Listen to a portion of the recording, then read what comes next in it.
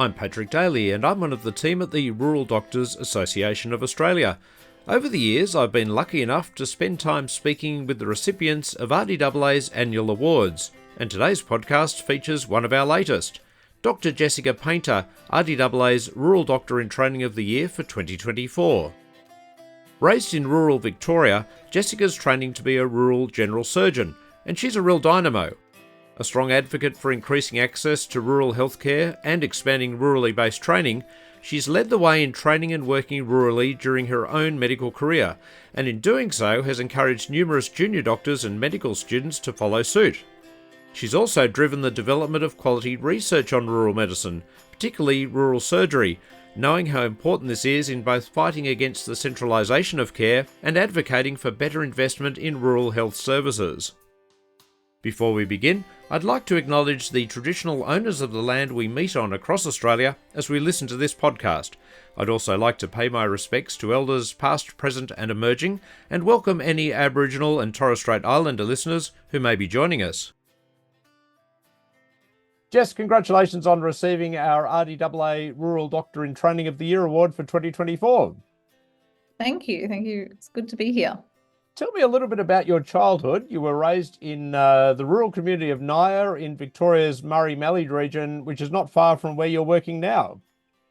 Yes, so it's about 2.5 hours from Bendigo, where I'm working now. It's kind of riverina irrigation country on the edge of the Mallee. So I suppose I enjoyed quite a idyllic childhood there, and very much admired the local rural generalists, Dr. Mike Moynihan, who's a bit of an Akron legend, and my local... And RDAA legend, actually. Yeah, a lot of people will know him. Yep. Yep. And Dr. Ernan Hession, my family's GP. So they were really good role models. And I suppose looking at the end of high school, I was very interested in science, but I wanted really a career that I could do something with that science, and had a vocation straight out of the career. And I was fortunate to get into Monash medicine, which kind of linked me into the Murray-Mallee region still, so I could maintain those links with my community throughout my undergraduate clinical placements, I suppose.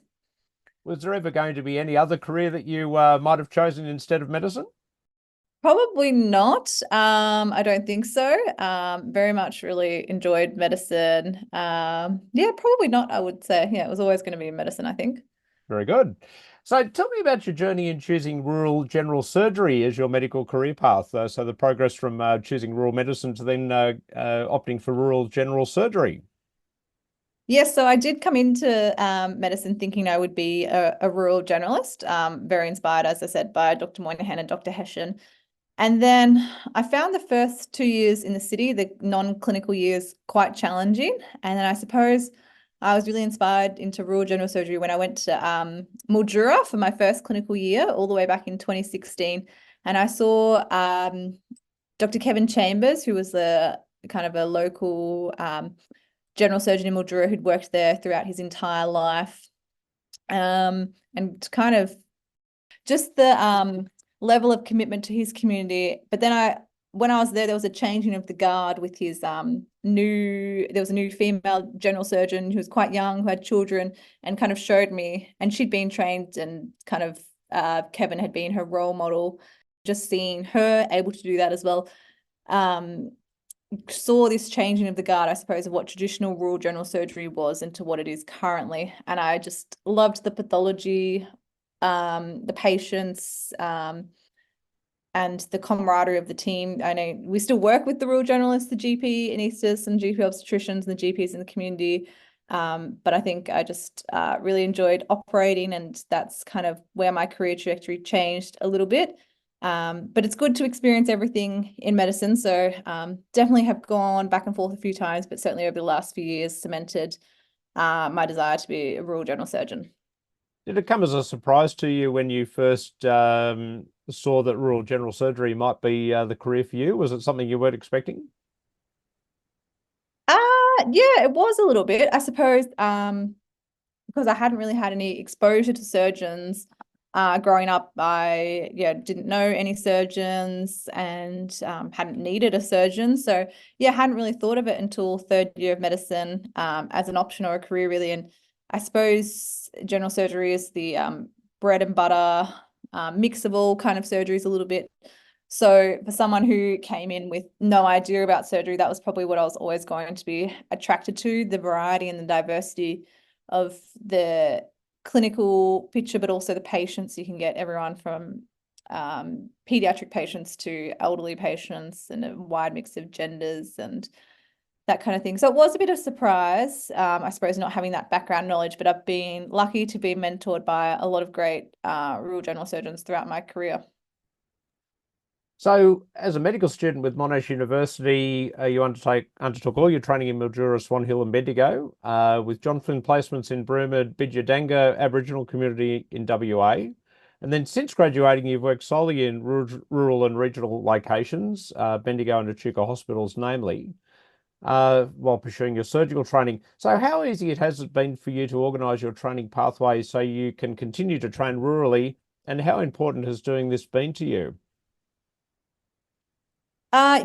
Yes, it's been very important for me. I suppose I really look back on my time in Mildura very fondly. That's probably been the best year of medicine for me, because coming out of the city, I was questioned, like with the non-clinical years, it was really not that enjoyable for me. And getting back to Mildura, that cemented to me what that was all about. And going back home to learn from local rural generalists was really good. And I saw my first surgery actually in Broome, which was I think a toe amputation. So Wow. that was probably, my first surgery, I suppose, that I saw. But I suppose being in Bendigo and Echuca has been very good to me, because you get the best of both worlds in Bendigo. It's regional, so we certainly have a lot more than a lot of the smaller rural centres. We're well supported by a multidisciplinary team. But especially coming out of Monash, I was known. I had a lot of connections already. I've been really fortunate to have been linked in with a great mentor, Janelle Brennan, who's not a general surgeon, although she was trained as a general surgeon, a urologist, but I've been very fortunate in my career to be mentored by her. And she supported me both with research, surgical techniques, and, just being able to put recommendations into place as to what I should do. But I think going off to Echuca as well, the smaller centre, that's probably was really, I suppose, refreshing to me, that that's probably more of a smaller place that I want to work in the future, and having that smaller multidisciplinary camaraderie and community.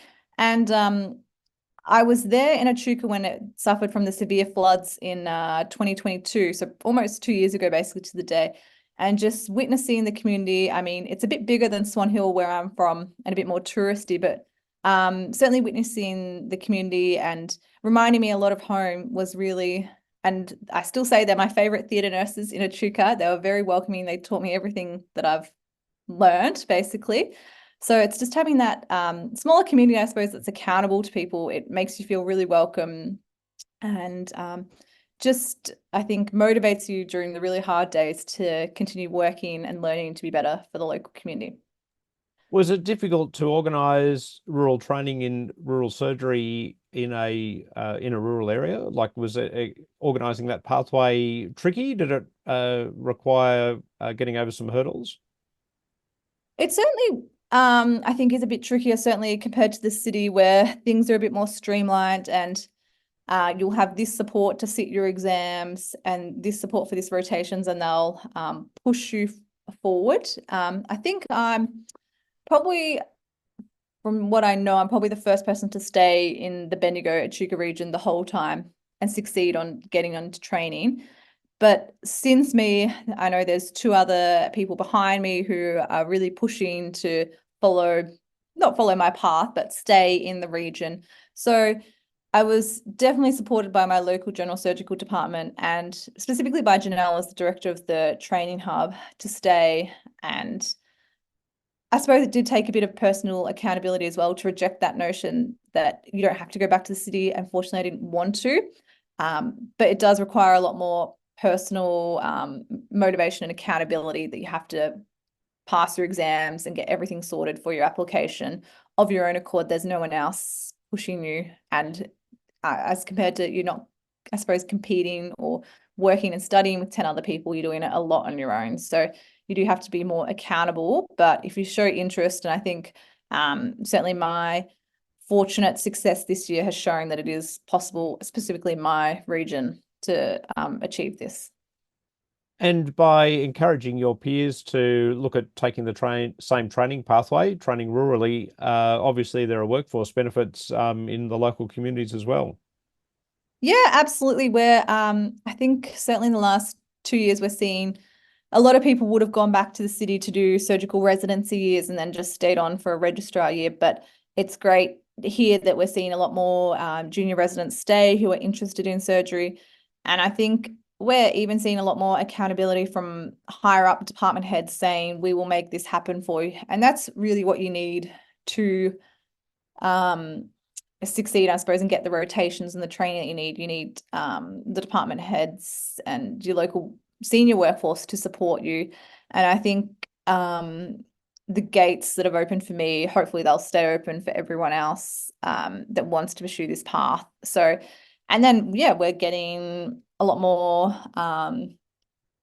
after hours residency residents and registrars. So therefore, hopefully the ultimate benefit is the local community, that they can access the surgical care whenever they require, and there's less, it's very much a 24-hour service now. And I think also, given the Echuca and some of the residents have even now been able to go up to Swan Hill, that's given everyone even a greater understanding of what the smaller hospitals are able to do and what they can't do when we need to transfer patients, and all about linking patients in to where they can get the best care possible, but as close to home as possible. So it's, yeah, definitely having flow-on effects to hopefully a lot of the junior residents, and hopefully makes their paths a little bit easier as well, because there certainly were some hurdles along the way, but hopefully it will have flow-on effects to local workforce.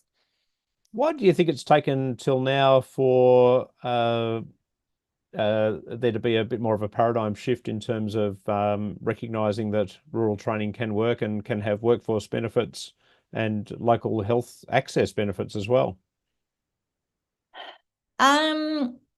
Probably I was pretty against going back to the city. So I very much enjoyed working here in Bendigo and actually living in the community and being close to home. So it's only a 2.5-hour drive compared to a 4.5-hour drive. So I was pretty set on staying where possible. So I think you need to have both the doctor in training who wants to stay, but also have the support from the senior staff as well. So I think maybe on both occasions, potentially on other occasions that hasn't quite linked up. And I suppose it's easier to give in to the doctrine of that's what we've always done, we always go back to the city. But I was willing to give it a try, I suppose. And certainly some others have been able to give it a try and elsewhere and probably other places. But I've been able to, I suppose, stick around for a bit longer. So I think it's, yeah, probably having both, and then having the hospital willing to support you. And I've also been very well supported by Peter, Rutherford at RDAA, and even RDA. That's how I became involved with RDAV, when I met Megan when she was working in Echuca, Megan Bello. So yeah, all those little things, I suppose, kind of come together to keep you in one place. Just a lot of chance encounters, I suppose. You've co-authored numerous research papers and presentations on rural healthcare, and importantly on rural general surgery as well, highlighting, amongst many other things, the outcomes of rural general surgery, providing data against centralisation of care, and recommending ways rural service provision could be improved. Can you tell me a little bit about some of the key findings you've gleaned from this research, and also what you've found needs to be done to improve the situation? Yes, so I kind of, I suppose, got involved in research as a semi-requirement for surgery and the applications, but I really wanted to do research that was important to me and not just for the sake of research. And I suppose we hear a lot about centralisation, which can be good in some aspects, but I suppose looking at holistic patient care, is it always good for the patient having to travel this far, get very stressed about the drive down, paying for parking, and then get seen by a junior doctor like me for 10 minutes rather than the big boss? Like, is that really in the best interest of the patient, taking 5 days off work or something like that? So I suppose a lot of my research is about service provision and whether centralisation is actually a good thing, and training of people like me, because I was really looking at, if I do become a rural general surgeon, what will my career look like in this contemporary world where we're seeing bigger regional centres? And I suppose in terms of answering that, trying to think of we still, certainly there's been a lot of improvements in rural general surgery, and the RAC's rural team spearheaded by Bridget Clancy, who's also a RDAA member, have done a lot of great work in this area. But I suppose recognizing that we need a multidisciplinary team for general surgery, not just surgeons. We need rural generalists, critical care particularly, and physicians, and also a lot of experienced allied health and nursing is one thing. And then ensuring that we continuously publish our results so that decisions aren't being made about, I don't know, I suppose rural service without us. So that's a big thing, that we adopt a culture of research, I suppose, to ensure that we have data and outcomes if decisions are being made, that they're being made with an academic focus in mind, I suppose. And that probably brings me to my next question, which is the drivers conference that you've helped organise, which over the last few years, which is aimed at promoting academic innovation and excellence in rural medicine. I was going to ask you why you see academic innovation as an important focus area for rural medicine, but I think you've just answered that. Yeah, I think so. I think I jumped ahead there. I think, yeah, Very organised. I was getting worried about, these decisions being made about us without us having a seat at the table. And unfortunately, if you go to these, academic meetings or big policy meetings in Melbourne, they'll often say, where is the evidence? Do you have data for this? And a lot of the time, understandably, the rural journalist team or the rural medical team just so busy actually working that there's no chance to actually do research itself. And as a junior doctor, it's you really need a mentor, an academic or a research mentor, to help you with your research. So I suppose being linked in with Monash was really good in that aspect, to have both a formalized support system, but also a conference that really promotes rural medicine for junior doctors, to show A, that you can do rural research, and B, that we are going to celebrate the rural research outcomes that you produce. And I think that's really important in your medical school years and junior doctor years, to have that formative mindset that this research can be celebrated. You don't have to be doing big multi-center trials in the city. You can do a small project that will have quality improvement locally and really change direct outcomes for your local community. So I'm really grateful to Monash and all of the regional training hubs that have jumped on board to spearhead that rural conference, so that we actually have some data and evidence to, I suppose, be able to make informed decisions about what's best for our rural communities. In terms of that research load, I guess, how much more research should ideally be being undertaken every year on rural general surgery outcomes to sort of boost the argument that rural general surgical services should be supported? Yeah, I don't know if I'm qualified to comment on that. I think we're certainly getting a lot more at the moment, which is great. And we've got quite a few rural journals in Australia, so Rural and Remote Health, Australian Rural Journal of Health, and Australian Journal of Rural Health, sorry. And then the ANZ, Australian New Zealand Journal of Surgery, has a rural section. And I think probably Medical Journal of Australia could potentially publish a bit more rurally. But I think certainly we're seeing a lot of rural research from South Australia at the moment. We're doing a bit here at Monash, but honestly, the more the merrier, I think. So if anyone's interested, they can certainly reach out and we can do some more. And do you think it should be more driven by the universities themselves, by the schools of medicine? I think it's great when the universities come on board to support us. Like, if you have an interested medical student or junior doctor reaching out, then where possible, they should support it. It's just so much easier with the university backing. You have access to their ethical approval systems, access to their libraries. So it just makes it so much more easier and streamlined. And I think where possible, specifically given we have the hubs that are directly linked in, the regional training hubs that are directly linked in with the universities, we should be, yeah, where possible, if someone's reaching out to wanting help with research, we should be linking them in with those universities. Now, in the vein of research through medical students, you're involved in mentoring medical students in your region to develop their research and educational skills, and also preparing fifth-year medical students for internship. What insights have you gleaned from your work with medical students, and have you sensed a bit of a shift in the next generation of doctors increasingly seeing rural medicine as an attractive career option? I think so. I think we're increasingly, I mean, I don't have the data or numbers, but I think with the internship positions and some of the junior doctor positions, there's increasingly number of participants that are seeking rural as their first choice. And also in a lot of the surgical specialties, you are being more recognised for rural work in your application. So I do think there is a shift, but it's at the end of it, it's about supporting, I suppose, doctors or medical students to want to live there for and serve that community and what's best for the community itself and the patients. So I think where possible, if we can support those junior doctors, if they want to take a particular rotation there in that location, then we should be doing that. And I think the medical students themselves bring so much joy and excitement to, it's very easy to get fatigued and to be frustrated by the system, like the IT systems or getting multiple phone calls. And the medical students really do keep you grounded and enthusiastic, as like they're wanting to do what you're doing. They're wanting to have that autonomy. So they really bring a lot of reflection, I suppose, to your work. And yeah, I'm definitely seeing now, being 5 years out from medical school myself, this shift is like there weren't as many certainly wanting to come rural. I was seen as some people was definitely their first choice, not as many, but I think these days definitely more oversubscribed, which is great. And is there a growing interest in rural general surgery as well, do you think? A bit of a renaissance?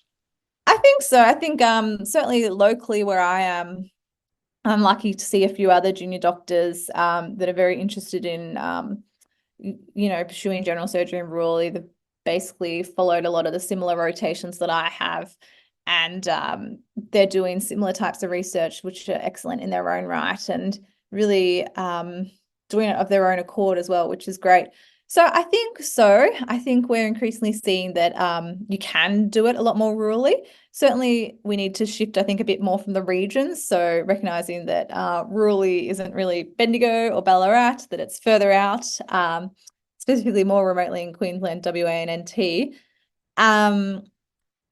But yeah, definitely think there's increased interest in working rurally, and it doesn't, and unfortunately there's an oversupply in the city. So for a lot of people, it's the only option. If you want to work as a general surgeon, you have to work rurally. So which is good for our patients overall. So absolutely. I was going to say it's a good thing. It's a good thing. yeah.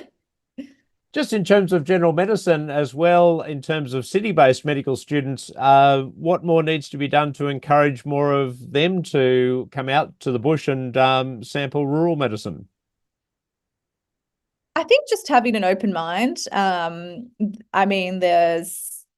I know for myself, the tables will turn that I'll have to return to the cities at some point for some aspects of my training. I think just always having an open mind that wherever you're going to be rotated, that there's opportunity for seeing things and learning things that you never thought possible, and just I suppose helping medical students or junior doctors to feel more acclimatized and